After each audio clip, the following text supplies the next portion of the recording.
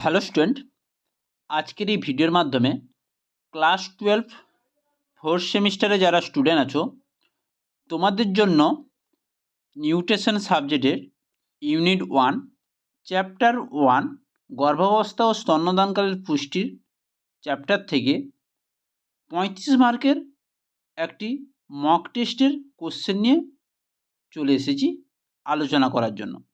তাই এই সাজেস্টিভ ভিডিওটা তোমরা দেখতে থাকো। তোমাদের পরীক্ষার ক্ষেত্রে ফোর্থ সেমিস্টার পরীক্ষার ক্ষেত্রে খুবই ইম্পর্টেন্ট থাকবে এই কোশ্চেনগুলো। তো এরপরের থেকে তোমাদের চ্যাপ্টার ওয়াইজ প্রত্যেকটি নিউট্রিশনের 35 মার্কের শর্ট কোশ্চেন, 2 মার্কের এবং 5 মার্কের 35 মার্কের করে কোশ্চেনগুলো থাকবে মক টেস্টে। তাই চ্যানেলটিকে সাবস্ক্রাইব করে রাখবে যাতে ভিডিওগুলো তোমরা দেখতে মিস না করো। তো দেখো, প্রথম কোশ্চেন দেখো, সংক্ষিপ্ত উত্তর ভিত্তিক প্রশ্নাবলী এসএকিউ 2 মার্কের কোশ্চেনগুলো। প্রথম কোশ্চেন দেখো, জেস্টেশন বলতে কি বোঝো? তার সঙ্গে দেওয়া আছে দেখো প্লাসেন্টা কি, সেই সঙ্গে অথবা দেওয়া আছে দেখো মাতৃদেহে গর্ভস্থ ভ্রূণ কিভাবে পুষ্টি সংগ্রহ করে। এখানে ভ্রূণ দেওয়া আছে, ওটা ভ্রূণ হবে, ভ্রূণ কিভাবে পুষ্টি সংগ্রহ করে, এটা হচ্ছে ফার্স্ট কোশ্চেন। সেকেন্ড কোশ্চেন দেখো, গর্ভাবস্থায় বিএমআর বৃদ্ধির বিবরণ দাও, সেই সঙ্গে অথবাই দেওয়া আছে মর্নিং সিকনেস বলতে কি বোঝো। বোঝা গেল।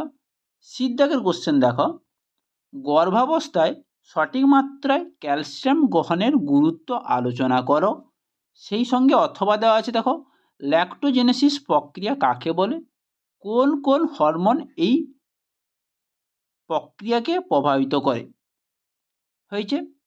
নেক্সট কোশ্চেন দেখো, দাগের কোশ্চেন 2 মার্কের, গর্ভাবস্থায় শোধ হওয়ার কারণ কি। খুবই ইম্পর্ট্যান্ট কোশ্চেনগুলো, সমস্ত কোশ্চেনগুলো ইম্পর্ট্যান্ট দেওয়া আছে, অনেকগুলি কোশ্চেন দেওয়া আছে চ্যাপ্টার থেকে। ওই চ্যাপ্টার থেকে কিছু তোমাদের সঙ্গে 35 মার্কের কিছু বেস্ট সাজেস্টিভ কোশ্চেনগুলো আলোচনা করছি। সেই সঙ্গে অথবাই দেওয়া আছে দেখো গর্ভাবস্থায় জরায়ুর পরিবর্তন কীরূপ হতে পারে। বোঝা গেল। এইখানে দেখো আর একটু দেওয়া থাকতে পারে, হয়তো আর একটা দেওয়া থাকতে পারে, গর্ভাবস্থায় জরায়ুর ও রক্তবাহর কিভাবে পরিবর্তন হতে পারে, কীরূপ পরিবর্তন হয়ে থাকে। এখানে জরায়ু দেওয়া আছে কারণ জরায়ুটা একটু খুবই ইম্পর্টেন্ট এবারের ক্ষেত্রে। দাগের কোশ্চেন দেখো, গর্ভাবস্থায় কোন ধরনের রক্তাল্পতা দেখা যায়। সেই দাগেরই কোশ্চেন দেখো, আইসিএমআর এনআইএন পুষ্টি বিশেষজ্ঞ কমিটি অনুযায়ী লোহার চাহিদা উল্লেখ করো। হয়েছে।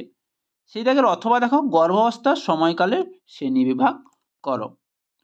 তাহলে এই ছিল তোমাদের 2 মার্কের 10টি কোশ্চেন, অথবা সহ 5টি কোশ্চেন থাকবে, তার সঙ্গে অথবা থাকতে পারে, বিকল্প প্রশ্ন। এবার দেখো 5 মার্কের কোশ্চেন, লং টাইপ কোশ্চেন। প্রথম কোশ্চেন দেখো 5 মার্কের, এর দাগের, মায়ের অপুষ্টি গর্ভস্থ ভ্রূণকে কিভাবে প্রভাবিত করে। সেই দাগেরই কোশ্চেন, গর্ভবতী মায়ের আইসিএমআর এনআইএন 2020 দ্বারা অনুমোদিত শক্তির ইএআর উল্লেখ করো। বোঝা গেল। সেই দাগের অথবার কোশ্চেন দেখো, গর্ভাবস্থায় আয়রনের প্রয়োজনীয়তার 3টি কারণ লেখো। খুবই ইম্পর্টেন্ট কোশ্চেন। গর্ভাবস্থায় কোন ধরনের রক্তাল্পতা বেশি দেখা যায়। একজন গর্ভবতী রমণীর হিমোগ্লোবিনের মাত্রা কত হলে তাকে আমরা কি বলবো, অ্যানিমিক বলে ধার্য করব, অ্যানিমিক বা অ্যানিমিয়া বলে ধার্য করব। তাহলে বোঝা গেল কি কোশ্চেনটা ছিল। এর দাগের কোশ্চেন দেখে না, মায়ের অপুষ্টি গর্ভস্থ ভ্রূণকে কিভাবে প্রভাবিত করে। গর্ভবতী মায়ের আইসিএমআর এনআইএন 2020 দ্বারা অনুমোদিত শক্তির ইএআর উল্লেখ করো।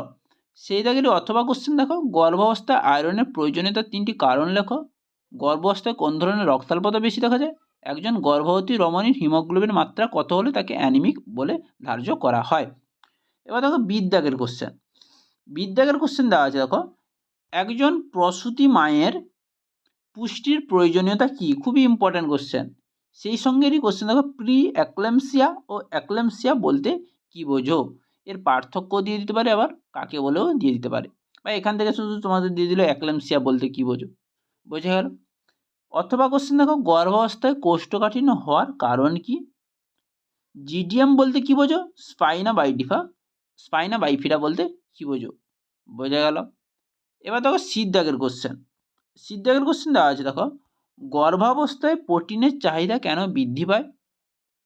ICMR NIN 2020 রিভাইসড 2024 অনুমোদন অনুযায়ী গর্ভাবস্থার দ্বিতীয় ও তৃতীয় ট্রাইমেস্টারের প্রোটিনের চাহিদা উল্লেখ করো। সেই দাগের অথবা কোশ্চেন দেখো, গর্ভাবস্থায় সঠিক মাত্রায় ক্যালসিয়াম গ্রহণের এত গুরুত্বপূর্ণ কেন? গর্ভাবস্থায় ICMR NIN 2020 অনুমোদিত ক্যালসিয়ামের RDA উল্লেখ করো। বোঝা গেল? এবার দেখো ডির দাগের কোশ্চেন। ডির দাগের কোশ্চেন দেখো, গর্ভাবস্থায় স্বাভাবিকের তুলনায় লোহার চাহিদা কম কেন হয়? সেই দাগের কোশ্চেন দেখো, RDA ICMR NIN 2020 পর্যাপ্ত লোহার গ্রহণ গর্ভাবস্থায় কেন গুরুত্বপূর্ণ হয়ে দাঁড়ায়? এছাড়াও কখন একজন গর্ভবতী মহিলাকে রক্তাল্পতায় ভুগছেন বলে ধার্য করা যেতে পারে? সেই দাগের অথবা কোশ্চেন দেখো, ICMR দ্বারা অনুমোদিত একজন প্রসূতি জননীর সুষম খাদ্য পরিকল্পনা করো। বোঝা গেল? এই ছিল ডির দাগের কোশ্চেন। লাস্ট কোশ্চেন দেখো, 5 নম্বর কোশ্চেন, লাস্ট কোশ্চেন ইর দাগের, যে গর্ভবতী মায়ের ক্যালোরি ও প্রোটিনের অভাব গর্ভস্থ ভ্রূণকে কিভাবে প্রভাবিত করে? স্তন্যদাত্রী মায়ের অতিরিক্ত ক্যালোরির চাহিদা কীরূপ? এনার্জি কস্ট অফ ল্যাকটেশন বলতে কী বোঝো? অথবা কোশ্চেন দেখো, ICMR NIN 2020 রিভাইস 2024 EAR অনুমোদন অনুযায়ী প্রসূতি জননীর শক্তির চাহিদা উল্লেখ করো।